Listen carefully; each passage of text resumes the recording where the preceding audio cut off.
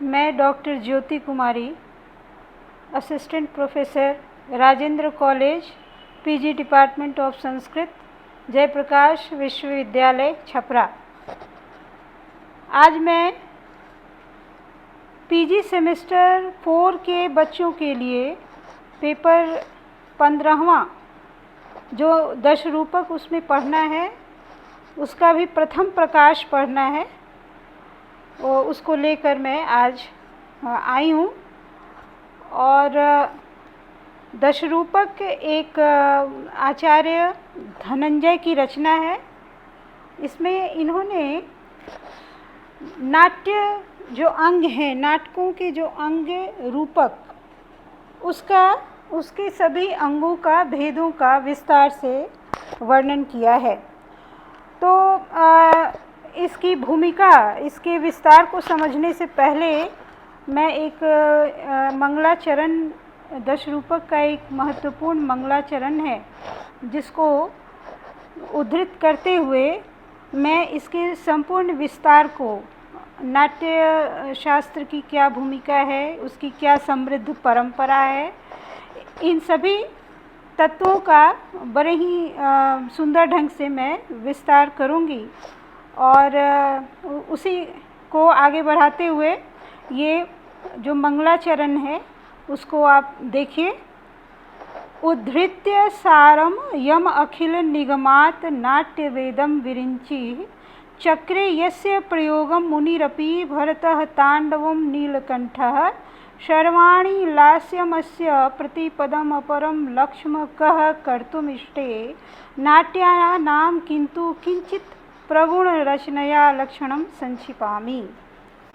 अर्थात ब्रह्म ने समस्त वेदों का सार निकाल कर जिस नाट्य वेद की रचना की, मुनि होकर भी भरत ने जिसका प्रयोग, अभिनय किया, शिव नीलकंठ ने जिसका तांडव तथा पार्वती ने जिसका लास्य किया, उस नाट्य वेद का प्रतिपद, प्रत्येक अंग का लक्षण कौन कर सकता है। तथापि किसी प्रकृष्ट गुण वाली अथवा सरल प्रगुण रचना के द्वारा मैं नाट्य के कुछ लक्षणों को संक्षेप में प्रस्तुत कर रहा हूँ। तो इसका ये हिंदी अर्थ आप समझ लें।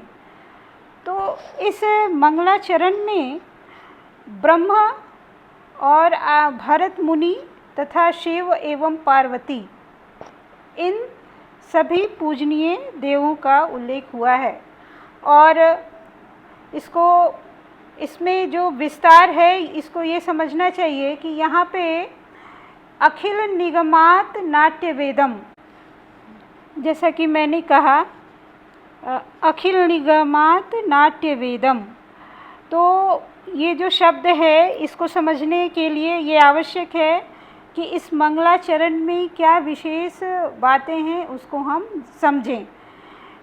उसमें पहला यहाँ पे मैंने दिखलाया है, पहला जो पॉइंट है, अखिल निगमात नाट्य वेदम, मतलब जिसने संपूर्ण वेदों के सार को जिसने लिखा, रचा। किसने लिखा है भाई? तो ब्रह्मा ने उसकी रचना की है। तो ये क्या हो गया? ये वेद के समान पवित्र है, इसलिए नाटक को नाट्य वेद कहते हैं। इसे पंचम वेद भी कहा जाता है। तो इस शब्द से हमें, इसको आप ये जानिए कि इससे एक भूमिका, नाट्य शास्त्र का क्या इतिहास है, इसके विषय में आप आसानी से समझ सकते हैं। क्योंकि अखिल निगमात नाट्य वेदम, ब्रह्म, कितनी समृद्ध और प्राचीन परंपरा ये रही है हमारे यहाँ नाट्य शास्त्र की, अलंकार शास्त्र की, जिसमें त्रेता युग में ब्रह्मा ने, ऐसा कहा जाता है कि वेदों के संपूर्ण सार को, उसको संग्रहित करके, उसका मंथन करके उन्होंने एक अन्य वेद की रचना की, नाट्य वेद, जिसे नाट्य वेद कहते हैं। और वेद हमारे 4 हैं प्रमुख वेद, जो हैं ऋग्वेद, सामवेद, यजुर्वेद और अथर्ववेद। ऋग्वेद से क्या पाठ्य को लिया गया, सामवेद से गीत, यजुर्वेद से अभिनय और अथर्ववेद से रस। इन चारों का परिपाक जब मिला तब नाट्य वेद की रचना हुई। तो हमारा जो संस्कृत साहित्य का जो नाटकों की परंपरा है, जो नाट्य विधा है, वो अति प्राचीन है। ऐसा आचार्य भरत ने भी अपने नाट्य शास्त्र में इस इतिहास को, इस कथा को बड़े विस्तार से बताया है। तो इसलिए मैंने इस मंगलाचरण का चयन किया कि ताकि आप लोगों को उसके अर्थ को समझने के साथ साथ संपूर्ण संस्कृत साहित्य, संस्कृत अलंकार शास्त्र और नाट्य शास्त्र की समृद्ध परंपरा भी आप भली भांति समझ जाएं। दूसरे जो बिंदु है वो देखिए, यस्य प्रयोगम मुनि भरतः, मतलब जिस ब्रह्मा ने नाट्य वेद की रचना की, उसका प्रयोग, उसका अभिनयात्मक स्वरूप किसने दिया? तो आचार्य भरत ने। इसलिए भरत का जो नाट्य शास्त्र है वह एक यस्य प्रयोगम मुनि, जिस समृद्ध परंपरा में जिस नाट्य वेद की रचना हुई, उसका प्रयोग स्वरूप, अभिनयात्मक स्वरूप हम देखते हैं आचार्य भरत मुनि के नाट्य शास्त्र में। तो हमने क्या पाया कि वेदों के सार को संग्रहित करके उसका मंथन करते हुए एक नाट्य वेद की रचना हुई, और उसका अभिनय करने वाला, उसके प्रयोगात्मक स्वरूप को बतलाने वाले कौन हुए? हमारे आचार्य भरत हुए, जिन्होंने नाट्य शास्त्र की रचना की। अब देखिए आगे जो बिंदु है, तांडवम नीलकंठ। नीलकंठ शिव हैं, हमारे शिव माहेश्वर, जिन्होंने क्या? तांडव नृत्य किया। यानी जो नाटकों में जो मुख्य अंग होता है लास्य और नृत्य का, इसका भी यहाँ पे बड़ा ही सुंदर दिग्दर्शन होता है। तांडवम नीलकंठ, मतलब शिव ने जो तांडव किया, तो उससे क्या हुई कि नृत्य परंपरा की शुरुआत हुई, कि अभिनय के साथ साथ नर्तन, जो नृत्य और गात्र विक्षेप जो होता है, उस परंपरा को भी हम समझ सकते हैं कि वो उसकी शुरुआत कहाँ से हुई। और लास्यम, आगे का जो है चौथा जो पॉइंट है, जो चौथा शब्द है, वह है लास्यम शर्वाणी। लास्यम शर्वाणी यानी पार्वती ने लास्य सुकुमार नृत्य किया। यानी नृत्य और एक उद्धत नृत्य है, और एक पार्वती ने लास्य सुकुमार नृत्य किया। तो कहने का अर्थ है कि एक जो जहाँ शिव ने उद्धत नृत्य किया और पार्वती ने क्या किए हैं? उन्होंने सुकुमार नृत्य किया। तो इन दोनों स्वरूपों का पूर्ण रूपेण जो नाटकों में हम प्रवेश पाते हैं, नाटकों में वर्णन पाते हैं, उसकी शुरुआत करने वाले बीजभूत कौन हैं? तो हमारे शिव और पार्वती हैं। तो इसलिए यहाँ ये स्पष्ट हो जाता है कि किस प्रकार से नाट्य वेद की रचना हुई, नाट्य परंपरा हमारे यहाँ आई, और उसका प्रयोगात्मक स्वरूप आचार्य भरत ने दिया, और फिर उसमें नृत्य और लास्य और जो उद्धत नृत्य है, सुकुमार नृत्य है, दोनों की पृष्ठभूमि कहाँ से तैयार हुई, कैसे उसका बीज स्वरूप बीज उसका कहाँ से प्रस्फुटित हुआ, वो मैंने यहाँ बताया। वो शिव और पार्वती, शिव के तांडव से और पार्वती के लास्य से उस नृत्य का पूर्ण रूपेण से क्या प्रस्फुटन हुआ।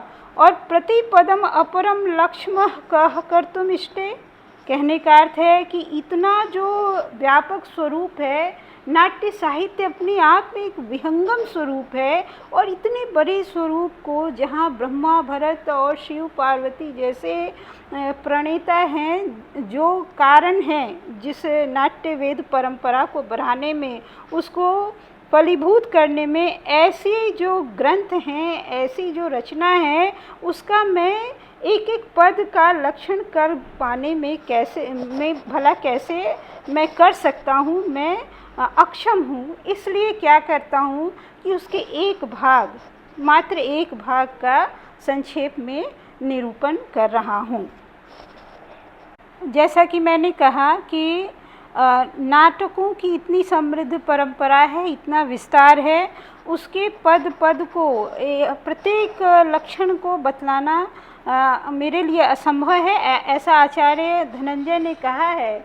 और इस कारण उन्होंने केवल उसके एक अंश रूपक, उसके प्रकार, उसके भेदों का विस्तार से वर्णन किया है और इसलिए इसको हम प्रकरण ग्रंथ कहते हैं। तो यहाँ पे हम ये कहना चाह रहे हैं कि मंगलाचरण के क्रम में आचार्य ने आरंभ में गणेश, विष्णु तथा शिव और भरत मुनि को नमस्कार करके सरस्वती की कृपा से ग्रंथ की रचना में प्रवृत्ति और उसका निर्विघ्न समाप्ति, इन सभी के लिए इन्होंने इन देवताओं की स्तुति की है।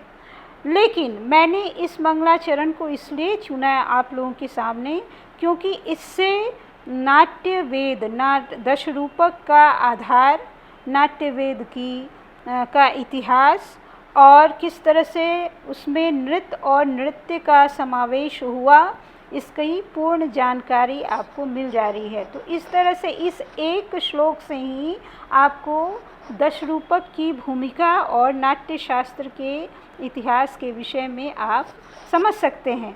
तो मैंने ये कहा कि अंतिम जो पॉइंट्स है, प्रतिपदम अपरम लक्ष्मः कह कर्तुम इष्टे, और इस कारण दश रूपक को एक प्रकरण ग्रंथ कहा गया है क्योंकि वो नाटकों के संपूर्ण स्वरूप को नहीं बतला रहे हैं, वो सिर्फ क्या उसके एक भाग को बता रहे हैं और वो रूपक, इसलिए इसे इस कारण इसको प्रकरण ग्रंथ कहते हैं। और दश रूपक यानी रूपकों के जो 10 भेद हैं उसका विस्तार से इन्होंने वर्णन किया है।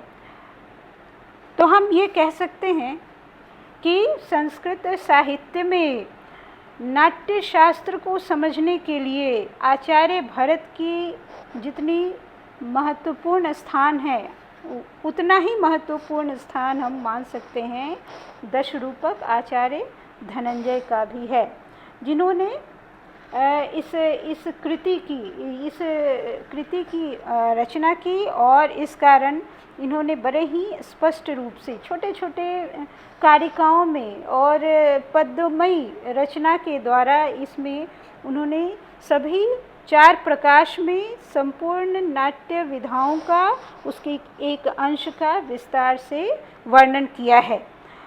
तो हम इसको एक बहुत ही संक्षिप्त रूप से आप सबों को बता दें कि दश रूपक के प्रतिपाद्य विषय क्या हैं, दश रूपक का क्या प्रतिपाद्य विषय है। तो ये नाट्य विषय का संक्षिप्त निरूपण किया गया है इसमें, और इसमें 4 प्रकाश हैं।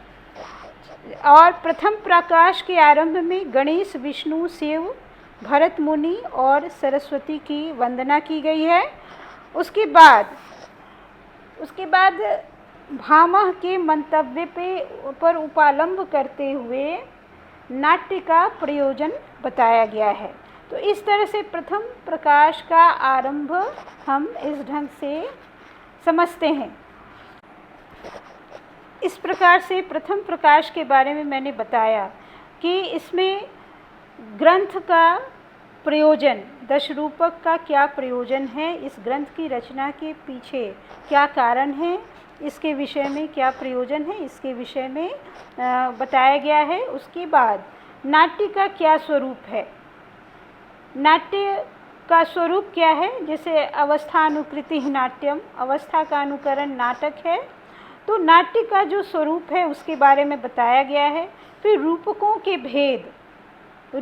के भेद हैं, नाट्य, नृत्य एवं नृत्य का अंतर। इस तरह से हम देखेंगे कि नाटक से संबंधित जो भी तत्व हैं, जैसे संधियां हैं, प्रकृति है, इतिवृत्त है, कथा वस्तु है, इन सब का विवेचन इन्होंने किया है। जैसे कथा वस्तु इतिवृत्त, जिसमें एक प्रमुख है, एक प्रासंगिक कथा वस्तु, इस प्रकार से प्रधान और प्रासंगिक, इस प्रकार से इन्होंने विभाजन करते हुए प्रथम प्रकाश का विस्तार किया है।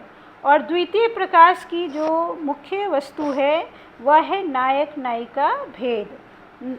इसमें नायक के क्या गुण हो सकते हैं, नायिकाओं की क्या गुण हैं, वो कितने प्रकार की हैं होती हैं, उनके आचार व्यवहार और इसके कारण व्यवहार के कारण वृत्तियों में किस प्रकार से वृत्तियों का विकास होता है और भारतीय आदि वृत्तियां हैं, इसके बारे में संपूर्ण विस्तार आप देखेंगे। ये द्वितीय प्रकाश की बात है।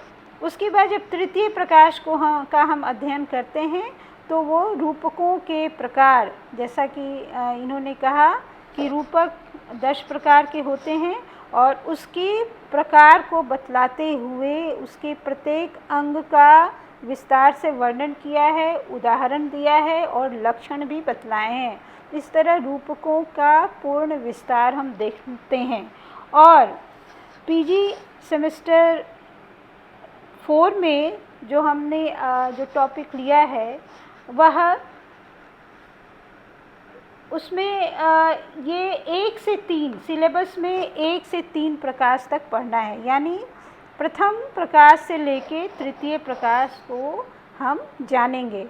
और चतुर्थ प्रकाश जो है रस विवेचन है, जिसे सिलेबस में नहीं है फिर भी हम इसको आपके समक्ष बताने का प्रयास करेंगे कि रस क्या है, विभाव, अनुभाव, सात्विक भाव, स्थायी भाव, व्यभिचारी भाव, ये किस प्रकार से रसों में भावों की अभिव्यंजना होती है और अलग अलग जो हमारे आचार्य हैं उनके जो अलग अलग मत हैं उनका भी विवेचन हुआ है। साथ ही रस जो नव रस हैं उसका लक्षण सहित और नायक नायिका जो गुण हैं उसमें किस प्रकार के गुण, किस प्रकार के स्थायी भाव और कैसे किस ढंग के मन में जो विचार और उद्वेग और हाव भाव उत्पन्न होते हैं, इन सारी चीज़ों का वर्णन आप चतुर्थ प्रकाश में पाएंगे। तो वो चतुर्थ प्रकाश रस विवेचन है। इस तरह से 10 रूपक 4 प्रकाश में विभक्त है और इसका मैंने आपको एक सामान्य जानकारी आपको दी। इसमें एक विशेष बात मैं ये कहना चाहूँगी कि 10 प्रकार के रूपक हैं और इसी का विशेष वर्णन है 10 रूपक में, और ये इस प्रकार हैं। नाटकम सप्रकरणम भाणः प्रहसनम डिमः व्यायोग संवकारो विथ्यंक इहा मृगा इति। तो ये 10 प्रकार हैं जिसमें नाटक, प्रकरण, भाण, प्रहसन, डीम, व्यायोग, संवकार, विधि, अंक, इहा मृग, ये 10 जो अंग हैं रूपक के, 10 रूपक यानी 10 रूपकानी इसमें हैं, वही वर्णन है 10 अंगों का। और जैसा कि मैंने आपको अभी इसमें बताया विषय वस्तु के विश्लेषण में, मैंने कहा कि तृतीय प्रकाश इस रूपकों के जो प्रकार हैं उनके विषय में उनके अंग प्रत्यंगों, उदाहरण और सभी तत्वों का, लक्षणों का विस्तार से विश्लेषण आप तृतीय प्रकाश में देख सकते हैं। तो आज मैंने ये परिचय के रूप में ये आपको बताया कि कौन कौन से ये 10 रूपक हैं और इसको आप याद कर सकते हैं, इसको आप विस्तार से समझेंगे। और इन सारे तथ्यों को जानने के बाद कुछ हम आचार्य धनंजय के विषय में भी जान लें। धनंजय का समय निश्चित सा ही है। उन्होंने ग्रंथ के अंत में स्वयं ही लिखा है कि उन्होंने राजा मुंज की सभा में वैदग्ध्य प्राप्त किया था। मुंज राज की पंडित परिषद में उनकी धाक थी और मुंज देव मालवा के परमारवंशी राजा थे और उनका जो समय है वो 10वीं शताब्दी उत्तरार्ध हम मानते हैं। कहने का अर्थ 974 ईस्वी से 995 तक का जो राज्य है वह परमारवंशी, मालवा के परमारवंशी राजाओं का है। और इस आधार पर हम ये कह सकते हैं कि 10 रूपक का रचना काल 974 और 994 के मध्य रहा होगा, यानी 10वीं शताब्दी उत्तरार्ध इसकी रचना काल रही होगी। क्योंकि इसका एक प्रमाण है, स्वयं आचार्य ने अंत में लिखा भी है कि वो मुंजराज की पंडित परिषद में उनकी धाक थी। तो इस आधार पे हम कह सकते हैं कि उनका समय जो है वो 10वीं शताब्दी उत्तरार्ध हम मानते हैं। और 10 रूपक पर कई टीकाएँ लिखी गई हैं, जिसमें टीकाएँ यानी जो कमेंट्री लिखते हैं उस पर जो वृत्ति लिखी जाती है उस पर धनिक का 10 रूपावलोक ये महत्वपूर्ण है। ऐसा माना जाता है कि धनिक उनके भाई थे और इन्होंने जो सूत्र दिया उसकी वृत्ति उन्होंने उस पर जो विस्तार है उन्होंने लिखी, जिसका नाम हुआ 10 रूपावलोक। और ये भी समझ लें कि 10 रूपक जो है वो कारिका और वृत्ति दो ढंग से लिखी गई है। कारिका जो है एकदम सूत्रबद्ध है, वो पद्यमयी रचना है, पद्यमयी वृत्ति है और सर्वत्र लगभग अनुष्टुप छंदों का प्रयोग हुआ है। और जो सूत्रबद्ध रचना होने के कारण उसका जो विस्तार जो वृत्ति है उसका कभी कभी उसमें ये देखते हैं थोड़ी सी परेशानी होती है समझने में, लेकिन फिर भी जो उसकी जो वृत्ति है उसको पढ़ लेने के बाद जो तथ्य कहे जाते हैं वो स्पष्ट होते हैं। तो इस तरह 10 रूपक में दो मुख्य बातें हैं, कारिका और वृत्ति। कारिका जो है वो सूत्रबद्ध है, सूत्र शैली है उसका, जैसे अवस्थानुकृति नाट्यम, इस तरह से मतलब एकदम 2-3 शब्दों में हम क्या कहते हैं उसका उस संपूर्ण विस्तार को 2-3 शब्दों में ही उसको क्या बांध देते हैं, सूत्रबद्ध कर देते हैं। जैसे रूपकम तत्समारोपात, यानी रूपक क्या है जिस पर आरोप किया जाए, वहाँ वह रूपक है। तो यहाँ पे हम देखते हैं और उसके विस्तार में हम जाएंगे तो सारी स्थिति स्पष्ट होती है। तो इस तरह 10 रूपक जो मैंने ये जो पहला क्लास लिया इसमें आप लोगों को ये एक संपूर्ण परिचय दिया है आचार्य धनंजय के विषय में और उन पर कौन सी महत्वपूर्ण टीकाएँ लिखी गई हैं और साथ ही 10 रूपक का क्या स्वरूप है, उसके वर्ण विषय क्या हैं और ये किस तरह से एक प्रकरण ग्रंथ है, इसके बारे में हमने आपको विस्तार से बतलाया है। और ये समझ लीजिए कि आचार्य भरत का नाट्यशास्त्र से हमें जो समृद्ध परंपरा का ज्ञान होता है नाटकों की, उस समृद्ध परंपरा को जानने के बाद ये 10 रूपक के अध्ययन करने से ये हमें स्पष्ट हो जाता है कि नाटकों का कितना विस्तार है और उसके प्रत्येक पद को, प्रत्येक तथ्य को बतलाना कितना कठिन काम है। लेकिन यहाँ आचार्य ने एक अंश का विस्तार से वर्णन किया है। इस कारण भी इस ग्रंथ की अलग विशेषता है, महत्ता है। अब हम अगले क्लास में आप लोगों को इसके सूत्रों को, इसकी कारिका को विस्तार से बताएंगे।